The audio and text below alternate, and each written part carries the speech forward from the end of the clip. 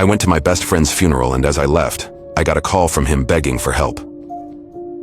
The day of Daniel's funeral, it rained. It was as if the sky knew the world had lost someone irreplaceable. My best friend, my brother in all but blood, had died in a car accident just 3 days ago. The impact had been brutal. They said he died instantly. At least he didn't suffer. That's what people kept telling me, but nothing eased the emptiness in my chest. The ceremony was short. His family was devastated, his mother barely able to stand. I stayed until the end, watching as they lowered his casket into the damp earth. When the last shovel of dirt covered his grave, I felt like a part of me had been buried with him. I drove home in silence, the weight of loss pressing down on me with every breath. The car felt too big without his laughter filling it. Then, just as I was about to park, my phone rang. Daniel. I froze. His name on the screen. The same photo I had taken of him during our last trip. This was impossible. My breathing hitched. It had to be a mistake. Someone using his phone, maybe a relative? With trembling hands, I answered. Hello, for a moment, only static. Then, a shaky breath. Help me. I stiffened. It was his voice. Daniel? Silence. Then, softer. I'm not dead.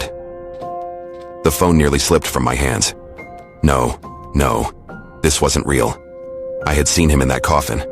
I had been at his funeral. My heart pounded. Slowly, I raised the phone back to my ear.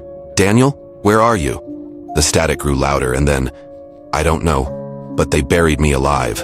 My throat tightened. This had to be a joke. That's not possible. I saw you, Daniel. It wasn't me.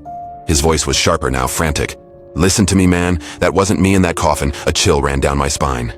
Then where are you? Silence. Then a whisper. Below. I couldn't breathe. Please. Get me out of here. And the call ended. The phone slipped from my hands. This wasn't happening. But somewhere deep in my mind, something wasn't sitting right. At the funeral, his family had refused to open the casket. They said his body was unrecognizable from the crash. But what if... I didn't waste another second. I grabbed my keys and drove straight to the cemetery. It was almost 10 p.m. when I arrived. The place was deserted, just the wind rustling through the trees and the sound of rain pattering against the gravestones. I ran to Daniel's grave, the earth still fresh, damp. If there was even the slightest chance, I grabbed a shovel from a nearby grave and started digging. My muscles burned, my lungs ached from the cold air.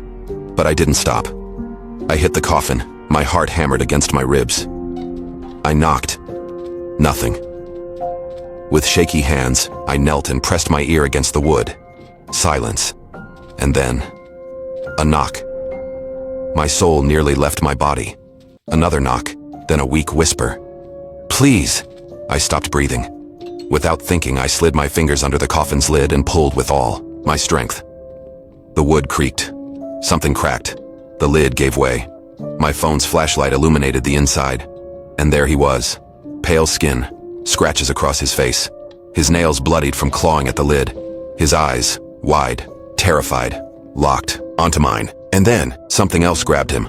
Bony, blackened hands emerged from the darkness, clamping down on his shoulders and yanking him back. Daniel screamed. I screamed, and before I could react, he was gone. The coffin was empty. My phone flickered, and then, I stood there, paralyzed. The wind howled. The rain stopped, and in the dead silence, a final notification appeared on my screen. Missed call. Daniel.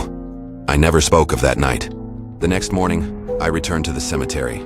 The grave was untouched, the soil undisturbed. The coffin had never been opened. But sometimes in the dead of night, my phone vibrates with an unknown call, and even though I never answer, I know it's Daniel.